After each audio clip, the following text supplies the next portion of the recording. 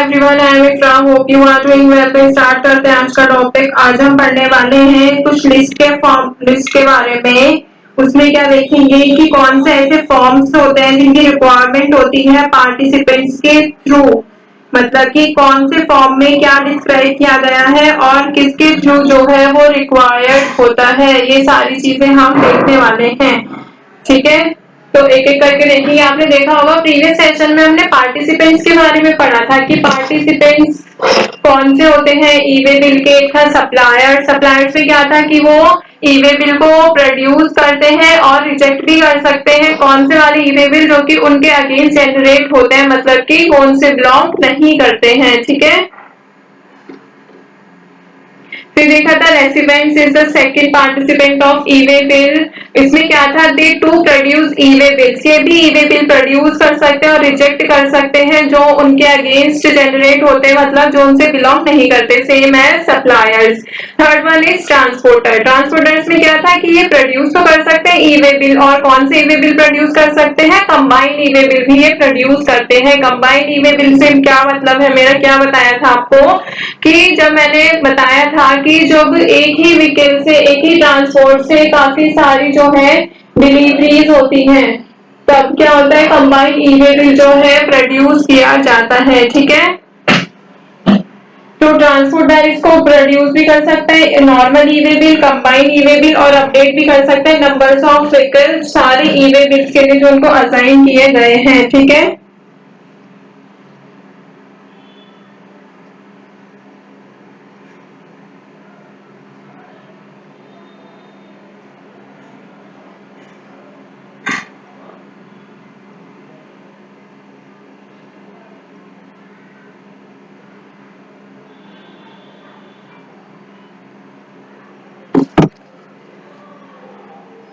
ठीक है, और क्या था, टैक्स ऑफिसर्स, और बता देते हैं क्या करते हैं, वैलिड करते हैं ईवे बिल को, और जो भी डिलीवरीज कॉरेस्पॉन्डिंग होती हैं उनसे उनसे रिलेटेड उनको क्या करते हैं, वैलिड करते हैं मतलब एक तरीके से। तो ये तो हमारा प्रीवियस सेशन का एक छोटा सा रिकैप हो गया। अभी क्या पढ़ेंगे, कौन से फॉर्म्स की रिक्वायरमेंट होती है अंडर द ईवे बिल। तो यहाँ पे नोट्स ओपन करते हैं और हेडिंग लिखेंगे, forms requirement under e-way bill.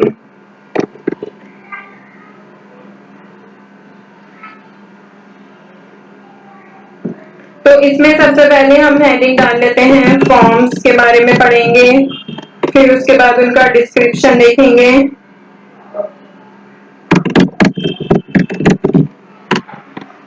Then last में किसके थ्रू जो है required by.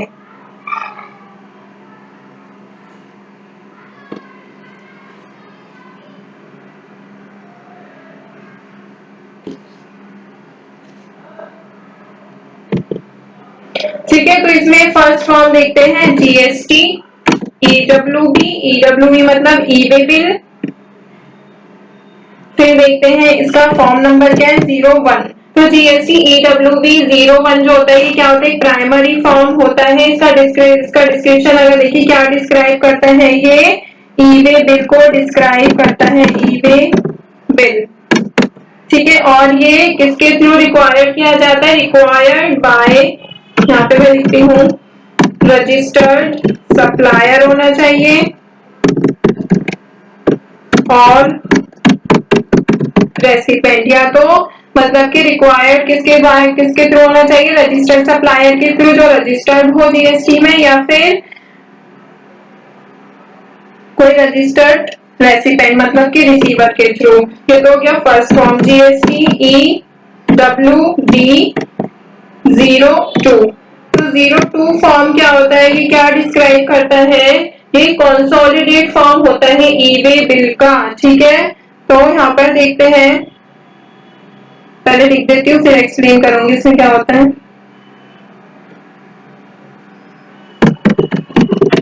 Consolidate e-way bill,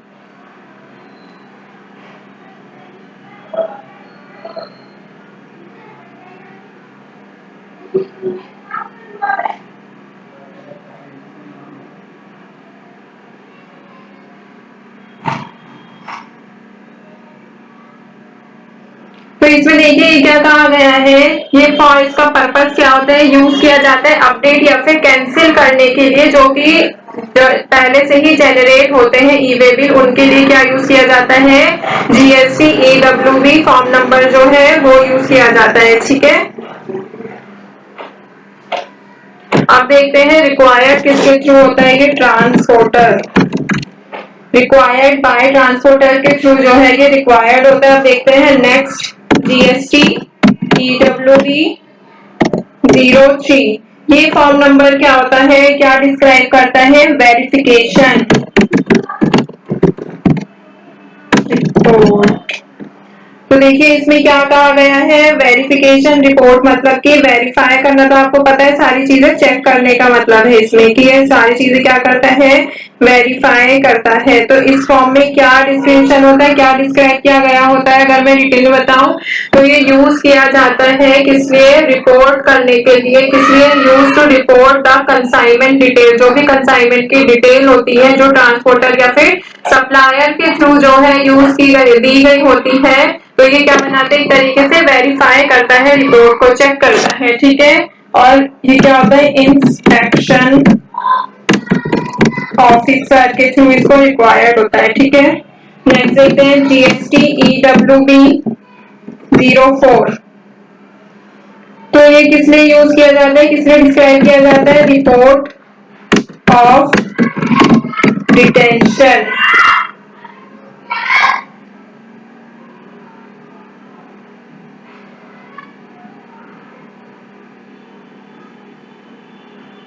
तो ये देखिए ये वाला फॉर्म का पर्पस क्या होता है, किस लिए यूज किया जाता है, रिपोर्ट करने के लिए। ठीक है, मतलब इसको भी कौन रजिस्टर करता है, रजिस्टर्ड बाय ई वे बिल इंस्पेक्शन ऑफिसर। तो यहाँ पे मैं लिख देती हूँ इंस्पेक्शन, रह गया इंस्पेक्शन ऑफिसर। ठीक है, मतलब देखिए 3 में क्या था, वेरीफाई के लिए, इसमें डिटेन करने के लिए, डिटेंशन के लिए। अब देखते हैं यहाँ पे नेक्स्ट, जीएसटी EWB 05 जो होता है क्या डिस्क्राइब करता है, सॉरी 05 नहीं, मैंने लिख दिया। देखिए जीएसटी EWB का हो गया, आप क्या है, जीएसटी ENR मतलब यहाँ पे पहले लिख देती हूँ 01, ये क्या डिस्क्राइब करता है, जीएसटी ENR क्या डिस्क्राइब करता है, एप्लीकेशन फॉर्म होता है, ENR मतलब एनरोलमेंट के लिए। तो यहाँ पे मैं लिख देती हूँ इसकी ही description, application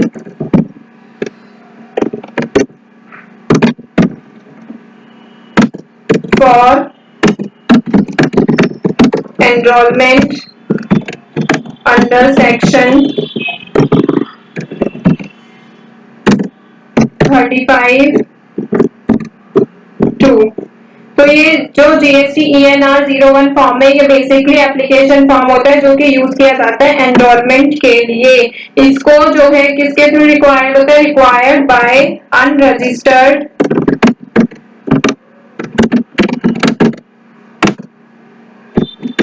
person, unregistered person के लिए ये रिक्वायर्ड होता है, रिक्वायर्ड। ठीक है, जीएसटी लास्ट देखते हैं INV, देखिए अब यहाँ पे ENR की जगह क्या आ गया, INV और 01। INV का मतलब क्या है, इनवॉइस। तो जीएसटी इनवॉइस 01 फॉर्म जो होता है ये ई वे बिल में क्यों रिक्वायर्ड होता है, जनरेट करने के लिए इनवॉइस का रेफरेंस नंबर। तो यहाँ पे मैं लिख देती हूँ जनरेशन ऑफ इनवॉइस